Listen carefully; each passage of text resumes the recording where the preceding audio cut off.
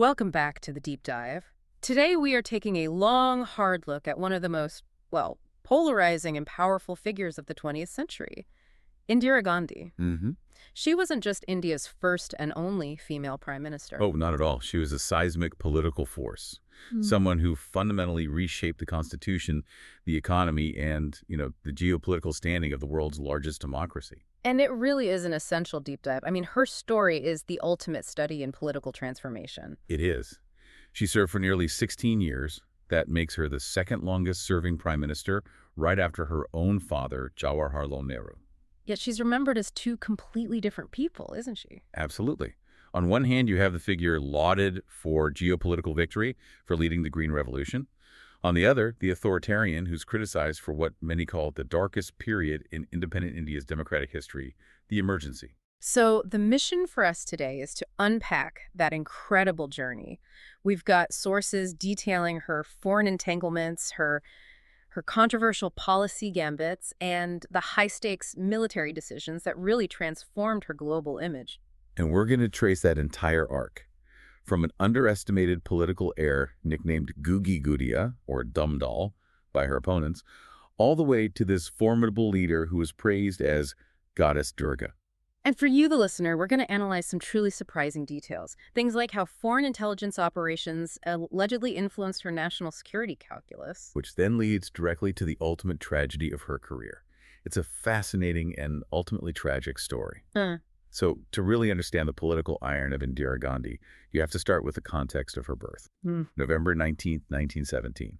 She's born into the high-caste Kashmiri Pandit family of the Nehrus in Allahabad. Right, into the very heart of the anti-colonial struggle. Exactly. And that political lineage, being the daughter of Jawaharlal Nehru, India's first prime minister, that obviously granted her a certain privilege. It did, but it was a privilege wrapped in immense personal hardship. How so? Well, sources consistently describe her childhood as lonely and unhappy. Her father was either busy with political activity or, more often than not, he was incarcerated by the British. Okay. And her mother, Kamala Nehru, suffered from chronic ill health. She actually passed away from tuberculosis when Indira was still quite young. So she spent a lot of time in the family estate Anand Bhavan, which was this constant hub of revolutionary activity. It was. So she grew up very quickly, surrounded by these high-stakes politics, but really lacking that consistent personal family connection. And her education reflected that, too. Mostly at home, mustering in different schools, but her academic career is marked by a very famous stumbling block on her path to the UK. Yes, the roadblock was Latin. It's a great anecdote. She went to Somerville College, Oxford, in 1937, intending to study history, but she failed her first Latin entrance exam, which was compulsory back then. And even though she was excelling in her other subjects, history, political science, economics, she had to retake the test. And her time in Europe wasn't smooth either, was it? Not at all. It was plagued by her own ill health, frequent trips to Switzerland for treatment. In the end, she returned to India in 1941 without actually completing her degree. Wow. Oxford did eventually grant her an honorary degree much later in life. It's just so interesting how those early personal struggles, the loneliness, the illness, the constant shadow of this national struggle, it really seems to have forged a deep sense of resilience in her. I think it had to. During her time in Britain, she frequently met Feroza Gandhi. And we should be really clear here. He was no relation to Mahatma Gandhi. No relation whatsoever. He was a Parsi. And their interreligious marriage in 1942 was actually opposed by Nehru at first. They went on to have two sons, Viraj and Sanjay. But her political initiation wasn't exactly a gentle one. Just a few months after her marriage, in September 1942, she's arrested. Right, for her involvement in the Quit India movement. And that time in prison must have been pivotal. A 6-month stretch. She was released in April 1943. She later reflected on it, saying something like, "Mud entered our souls in the drabness of prison." It was a real trial by fire that absolutely confirmed her commitment to the nationalist cause. But her real political apprenticeship, the one that taught her the mechanics of statecraft, that was entirely informal, wasn't it? And intensely practical. Exactly. From 1947 until her father's death in 1964, she served as his unofficial personal assistant. She traveled everywhere with him. She met world leaders, observed state negotiations. She learned diplomacy and governance firsthand. She did. It gave her this unparalleled, non-academic grounding in global politics that almost no one else had. She did formalize her role a bit in 1959. She took on the ceremonial role of Congress president. And this is where we see her flexing real political muscle for the first time, especially by intervening in a state government. That intervention was crucial. In 1959, she was instrumental in pushing for the dissolution of the first ever elected communist government in Kerala. So that showed her hand early. It showed she was willing to use the full force of the centralized Congress machine to dismantle state-level opposition if she felt it was necessary. So after Nehru's death, she gets elected to the upper house, the Rajya Sabha, and then gets appointed Minister of Information and Broadcasting by the new Prime Minister, Lal Bahadur Shastri. And this is what sets the stage for her dramatic ascent to the top job. Right, because Shastri's sudden death in Tashkent in January 1966 creates this huge power vacuum. It does. And she defeats her main rival, the conservative veteran Morarji Desai, for the premiership. But the most revealing detail here is why she was chosen over him. Let's really unpack this, because it wasn't about her strength. It was a calculated, deliberate act of political puppetry. By the Congress veterans, yeah. A group often referred to as the Syndicate. And they were led by some powerful figures. People like K. Kamaraj, the former chief minister of Madras, S.K. Patil. They orchestrated her selection because they were desperate to avoid giving control to a strong, independent figure like Morarji Desai. So they saw her as weak. They saw her as weak, maybe inexperienced, and above all, controllable. They banked entirely on her reserved demeanor, her lack of a strong regional base. And they concluded she would be their ideal puppet. The perfect Gundi Gudia. They calculated that the Nehru name made her popular enough to win votes, but she was weak enough, they thought, to take their orders. It is just an astounding miscalculation by the old guard. A historic one. They mistook reserve and quiet observation for a lack of political steel, and in doing so, they set up the most dramatic transformation in modern Indian politics. So Gandhi's first term was, well, it was a rapid and brutal education and leadership. She inherited a nation that was facing severe economic strain, compounded by 2 recent wars and a massive food shortage. And that dumb doll nickname, it really stuck for a while. The criticism was widespread in the media from the opposition. And initially, those critics had fuel for their fire. Her early decisions were, well, they were painful, especially the one concerning the currency. The devaluation of the rupee. Yeah. Exactly. In 1966, primarily under pressure from the World Bank and other creditors, she agreed to devalue the rupee. The intention was to boost exports, but it proved disastrous domestically. How so? It led to massive inflation, severe hardship for consumers, for businesses who relied on imports. This, combined with the collapse of U.S. wheat importation due to some political disagreements. Which was a deep, deep humiliation for India. A profound humiliation. It just fueled this widespread food crisis. She was really in a corner. And so, facing this immense pressure and all these internal challenges, she seems to pivot sharply left toward populist socialist policies. And this move, it didn't just redefine her economic platform, it fundamentally fractured the Congress Party in 1969. And that split was not accidental. It was a deliberate move to consolidate her power. The fracture happened over 2 non-negotiable issues, and both of them demonstrated Gandhi's new, independent power. Okay, the first one was the presidential election. That's right. She openly supported V.V. Giri, who was an independent candidate, over the official Congress Party nominee, Neelam Sanjeeva Reddy. A direct betrayal of the syndicate's authority. A complete betrayal. And second, and maybe even more provocative, she announced the nationalization of the 14 largest banks in India. Without even telling her finance minister? Without even informing, let alone consulting, her finance minister and perennial rival, Morarji Desai. I mean, that is just throwing down the gauntlet and daring them to react. It wasn't just policy, it was political war. It absolutely was. The Congress Party president, S. Nijalingappa, reacted just as you'd expect. He expelled her from the party for indiscipline. But the syndicate misjudged their own authority again. They did. Gandhi immediately formed her own faction, Congress, for requisitionists, and she retained the loyalty of the vast majority of sitting Congress MPs. So she isolated the old guard. Completely isolated them. They became Congress for organization. She lost the organizational wing of the party, but she kept the parliamentary wing and, crucially, the prime ministership. And she survived with the support of powerful regional parties like the DMK. That's right. And this whole political maneuver, it just cemented her as the undisputed leader. It destroyed the idea of the dumb doll forever. And that bank nationalization became the cornerstone of her new populist ideology. It was. It was designed to target what she called class banking, which primarily served the urban elite. The goal was to redirect resources toward rural credit and poverty alleviation, a policy that instantly endeared her to the masses. She then followed this up with another highly symbolic policy, the abolition of the privy purse. Right, the privy purse. This referred to the special privileges, titles, and tax-free annual payments that were granted to the former rulers of the princely states when they integrated into independent India. And these were substantial payments. They could be. And Gandhi viewed them as an anachronistic drain on the treasury and, more importantly, a symbol of inherited, unearned privilege in what was supposed to be a socialist republic. But abolishing it wasn't easy. The princes were protected by constitutional law. They were. Her first attempt to pass the constitutional amendment, that was in 1970. It failed in the Rajya Sabha by a single vote. Wow. But she was undeterred.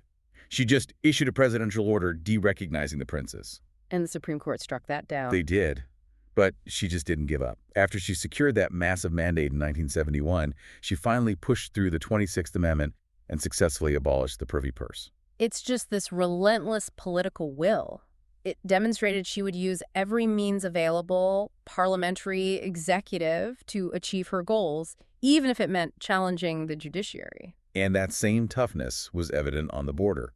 While she was battling rivals at home, India was fighting a pretty serious border conflict with China in 1967. The Mithila and Chola clashes. Yes, along the Sikkim border, which was an Indian protectorate at the time. These were critical because they involved India successfully challenging a post-1962 China. So this wasn't a repeat of the '62 war. It's not at all. Sources confirm that Indian forces repelled the Chinese attacks and forced their withdrawal. The casualty figures from the Defense Ministry are really significant. 88 Indian soldiers killed, compared to alleged Chinese casualties of 340 killed and 450 wounded. It's a huge morale booster for India's military. A massive one. It proved that India was ready and able to push back.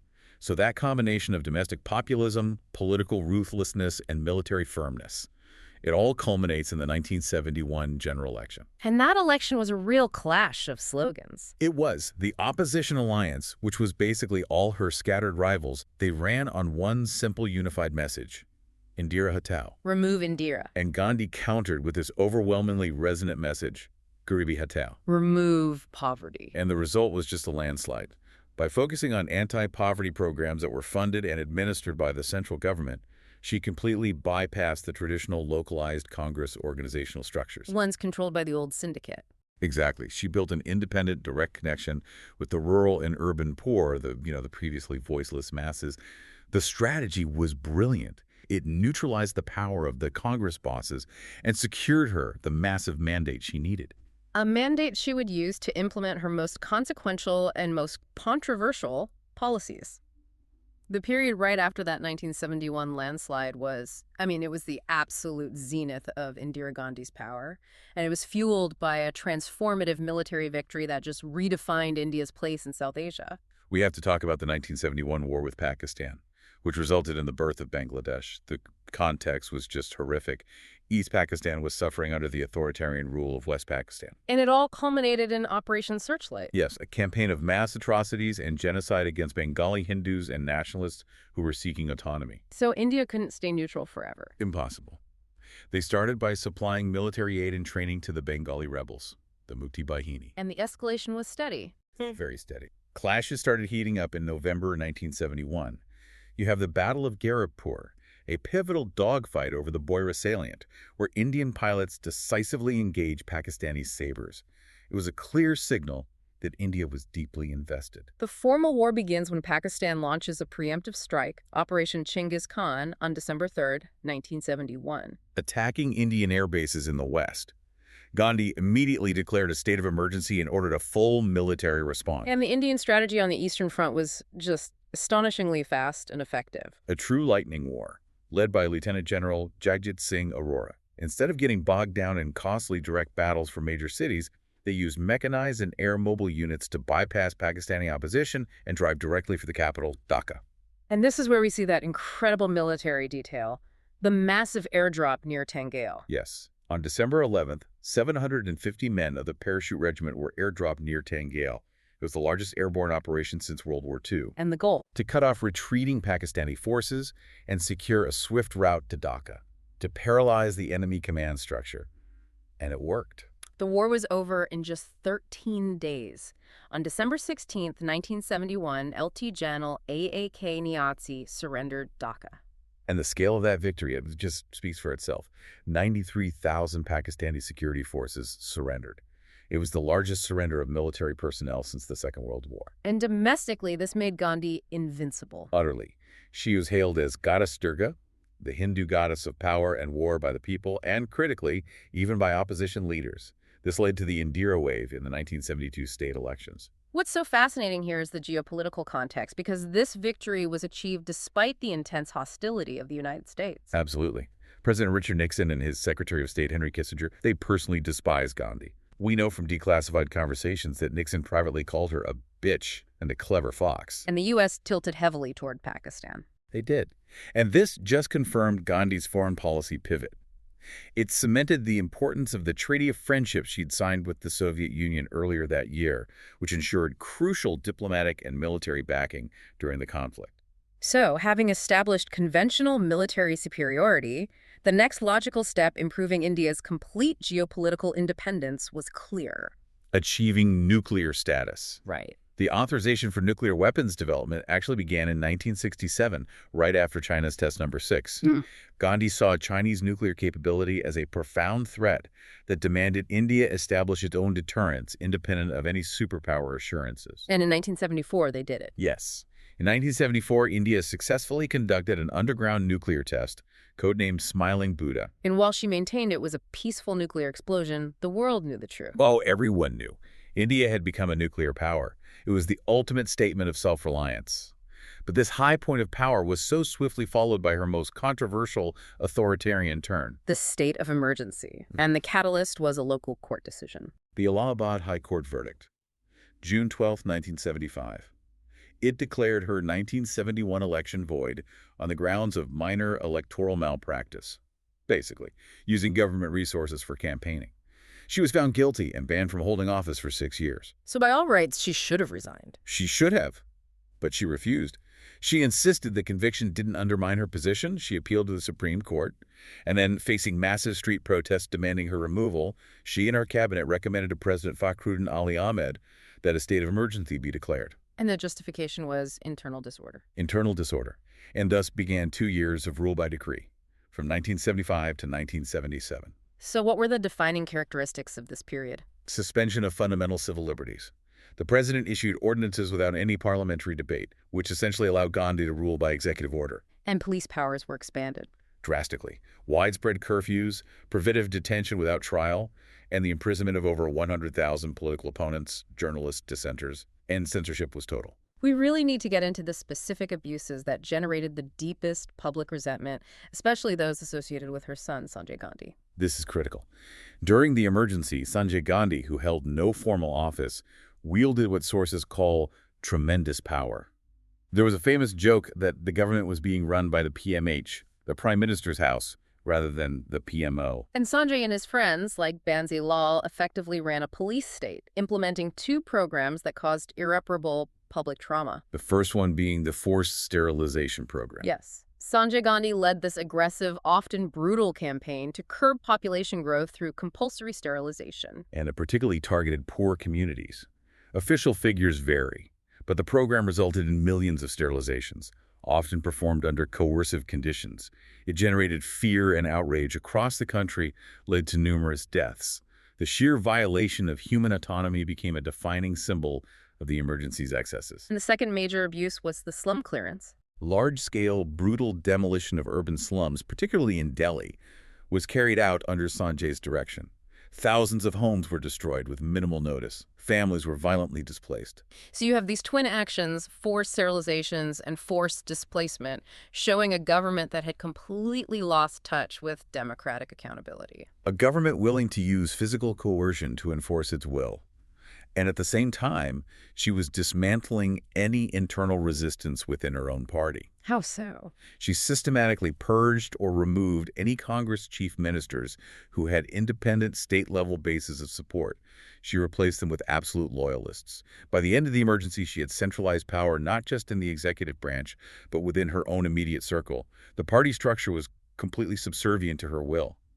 The emergency was designed to consolidate her power, but, ultimately it was the cause of her ruin.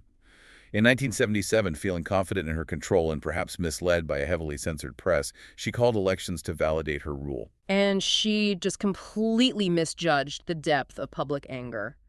The opposition Janata alliance, they united on a single powerful platform, democracy versus dictatorship. And the electorate responded decisively. Not only did the Janata alliance sweep the polls, but both Indira Gandhi and Sanjay Gandhi lost their parliamentary seats. A stunning defeat. The Congress Party was reduced to its lowest tally since independence. The Janata coalition, led by her longtime rival Morarji Desai, came to power, committed to reversing the damage of the emergency. But the political chaos that followed her defeat is almost as instructive as the emergency itself. How did the Janata alliance manage to squander such a massive mandate? Because they paved the way for her spectacular comeback. The Janata government was just fundamentally unstable. Its members were held together by what sources called a hatred of Gandhi. They would refer to her simply as that woman. So it was a coalition of rivals. A disparate collection of socialists, conservatives, all sorts of anti-Congress figures. And their fatal flaw was internal division, specifically over the issue of dual loyalties. What does that mean? Well, the core of the breakdown was that several senior Janata leaders, including key ministers, maintained deep ties and simultaneous membership in the Rashtriya Swayamsevak Sangh, or RSS. A Hindu nationalist paramilitary volunteer organization. Right. And this issue of dual loyalty deeply alienated the coalition's more secular-minded components, particularly the faction led by a man named Charan Singh. So instead of governing, they spent their time fighting each other and pursuing vendettas against Gandhi. Precisely. They focused heavily on prosecuting her. She was arrested in late 1978 on corruption charges, a move orchestrated by the Home Minister, Charan Singh. Which proved to be a major misstep. A huge one. Her brief arrest generated widespread public sympathy. Suddenly she was seen not as a dictator, but as a victim of vindictive political rivals who were too busy infighting to actually govern the country. And the eventual collapse of their government was almost comical in its speed. It was. Charan Singh, seeing his opportunity, defected, which led to Morarji Desai's resignation in July 1979. Singh briefly became prime minister. But he needed her support. He did. And Gandhi's new Congress, I faction, demanded that he drop all pending charges against her in exchange for parliamentary support. He refused. And so she pulled the rug out from under him? Immediately. Congress withdrew its backing. The government fell without ever facing a confidence vote, and Parliament was dissolved in August 1979. So by January 1980, the public was just tired of the chaos, the infighting, the ineffective governance. And she returned with an overwhelming mandate. Congress, I won a landslide victory. Gandhi herself was elected for Medak. She was back. But a political control was almost immediately consumed by personal tragedy. Yes. In June of 1980, her chosen political heir, her son Sanjay, was killed in a plane crash while flying an acrobatic maneuver over New Delhi. And the loss of Sanjay was devastating for her. He was her favorite, her right-hand man, the central focus of all her succession plans. You have to wonder if this event fundamentally changed her political calculus, maybe contributed to the urgency or severity with which she handled the crises that followed. Her response was immediate. It was. She nationalized Sanjay's debt-ridden company, Maruti Udyog, initiating a massive joint venture with Suzuki, and she immediately pressured her deeply reluctant elder son, Rajiv Gandhi, who was a commercial pilot, to quit his job and enter politics. And this brings us to the final and fatal crisis of her career, the Punjab crisis. The late 70s and early 80s saw this rapid rise of Sikh separatism, fueled by demands for greater political and fiscal autonomy, which were outlined in something called the Anandpur Resolution. So these were demands for a stronger federal structure. Right. Greater fiscal powers for the states. But as tensions escalated, militants fortified the Golden Temple complex, making it a functional military headquarters. And the situation reached a critical point when the violence spilled directly outside the holy site itself. That was the trigger. The murder of a Punjab Police Deputy Inspector General A.S. Atwal in April 1983 as he was leaving the temple compound. So that confirmed the government's perception. It confirmed that the temple was no longer just a sanctuary, but an operational fort for anti-state militants. And this led directly to Operation Blue Star in June 1984. Gandhi ordered the military action, knowing full well the immense religious and political sensitivity. Yes, the operation involved the army using heavy artillery and tanks, which severely damaged the Akal Takht, one of the holiest shrines in Sikhism, and destroyed the Sikh reference library. The consequences were just catastrophic. Hundreds of lives lost. Hundreds. Fighters, innocent pilgrims. It sparked global outrage among Sikhs and even led to incidents of mutiny among Sikh soldiers in the Indian Army. In that operation, it essentially signed her death warrant. It did. It was a clear act of retribution when, less than 5 months later, on October 31st, 1984, she was assassinated. By two of her own Sikh bodyguards, Satwant Singh and Beant Singh, at her residence. The details just highlight the brutality of it. As she was walking toward a gate for an interview, Beant Singh used his sidearm to shoot her 3 times. And then Satwant Singh followed up with 30 rounds from a submachine gun. The post-mortem confirmed she sustained 30 bullet wounds. Beant Singh was killed immediately by other guards. He was. Satwant Singh and the conspirator, Kihar Singh, were later hanged. Rajiv Gandhi succeeded her as prime minister within hours. But the violence just didn't stop there. No. Tragically, the assassination immediately triggered these massive, devastating anti-Sikh riots across North India, especially in New Delhi. Thousands are killed, a horrifying spasm of communal violence that remains one of the greatest scars on modern India. The world reacted with shock. Condolences poured in from Soviet President Konstantin Chernenko, who called her a great friend of the Soviet Union, and U.S. President Ronald Reagan. And her cremation site in New Delhi is now Shakti Sthal, the place of strength, marked by a monolithic iron ore rock, a permanent memorial to a very complex and very powerful life. If we look back at her entire career, it seems like every major policy decision, from bank nationalization to the nuclear test, it's all about reinforcing her own political centralization and establishing India's self-sufficiency on the world stage. It is.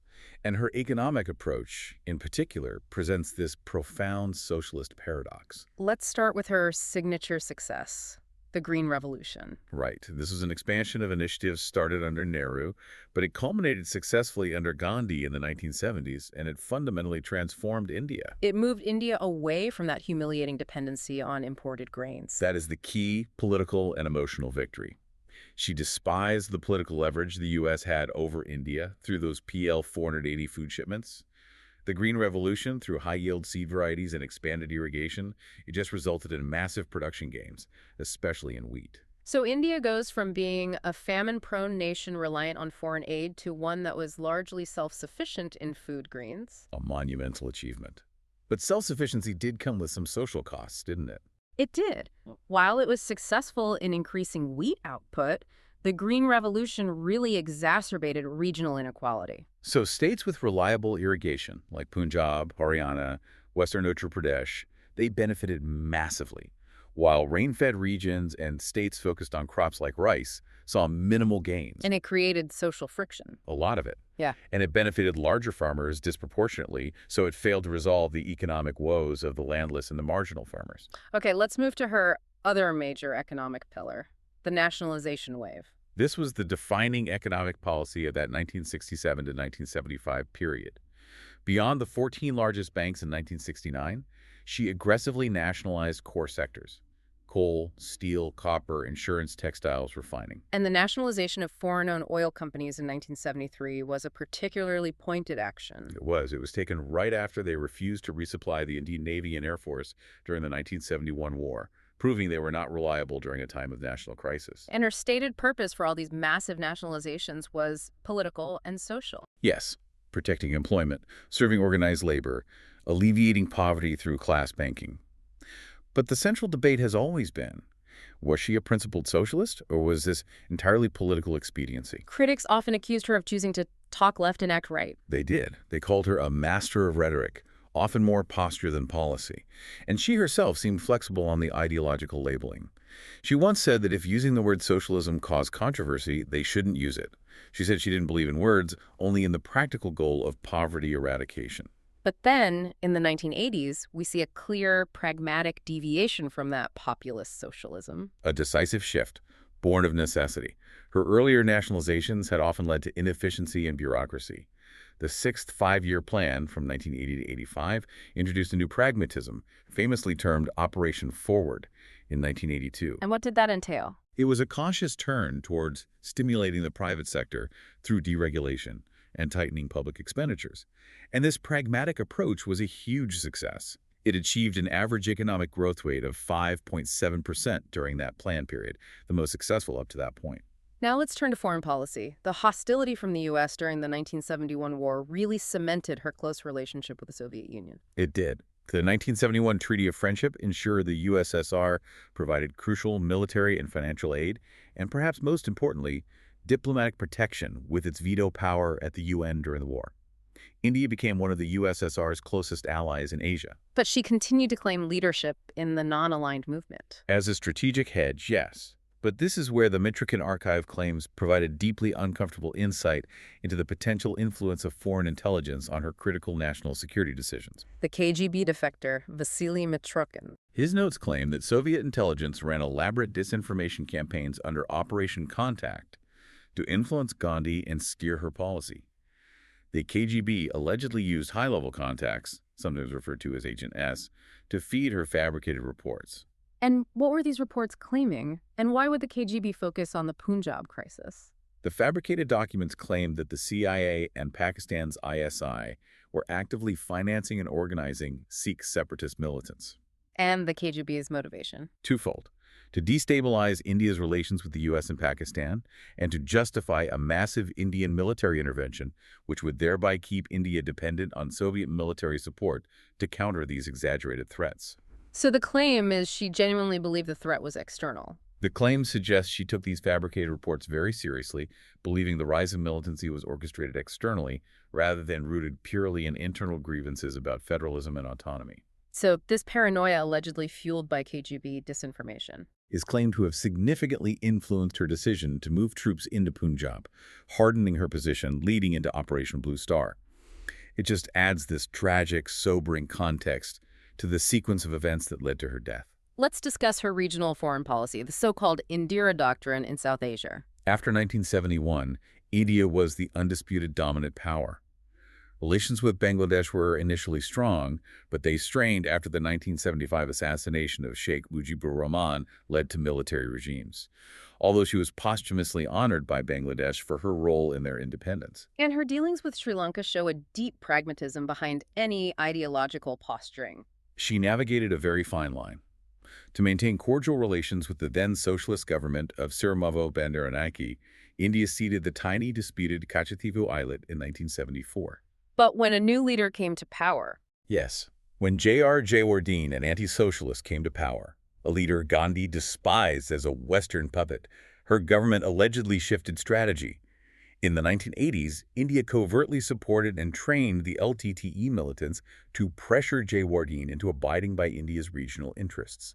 It was pure realpolitik. and finally, despite publicly championing non-alignment and supporting Palestinians, her approach to the Middle East shows that characteristic strategic nuance. She was a staunch public critic of U.S. diplomacy and a staunch supporter of the Palestinians.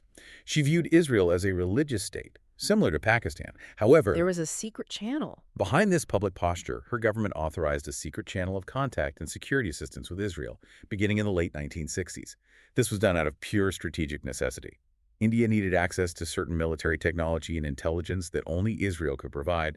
It just shows that even her strongest ideological commitments could be bypassed for the sake of national security. Tag outro rep. What a monumental and deeply contradictory legacy. We've traced Indira Gandhi's path from the underestimated political heir, the Gungi Gudiya, to this central figure capable of achieving nuclear status, nationalizing entire industries, winning a definitive war. But also of damaging the internal fabric of Indian democracy through the trauma of the emergency. Her legacy is really a testament to the power of personality in politics. She established national strength, economic self-sufficiency in food, geopolitical independence, but the cost was incredibly steep. It was. She centralized all power within her personal secretariat, she weakened the judiciary's independence, and she profoundly damaged the internal party democracy of the Congress. And the emergency, marked by press censorship and the brutal coercion of the forced sterilization and slum clearance programs, it remains a dark and necessary chapter to study. And that enduring image of the Iron Lady, a moniker Henry Kissinger gave her, ironically, it persists because she was the ultimate decision maker. And the ultimate pragmatist. Her tenure saw these massive nationalizations framed in socialist terms to eradicate poverty. Yet, as we analyzed, critics accused her of being a populist who would talk left and act right. pointing to the success of her later pragmatic economic reforms, Operation Forward, in the 1980s. Exactly. So what does this all mean for you, the listener, looking at the challenges of governing a vast, diverse nation? Well, when you look at her political identity versus her economic results, particularly the political firestorm created by the populist nationalizations compared to the measured success of the later deregulation, it raises a powerful question for you to mull over. Which is? In the intense realpolitik of governing a vast, complex nation, is it truly possible for a leader to maintain the political identity of a genuine socialist icon while simultaneously implementing effective, market-oriented economic reforms? Or will the pursuit of political expediency always compromise one for the benefit of the other? It seems Indira Gandhi only achieved stability when she chose pragmatism over ideology.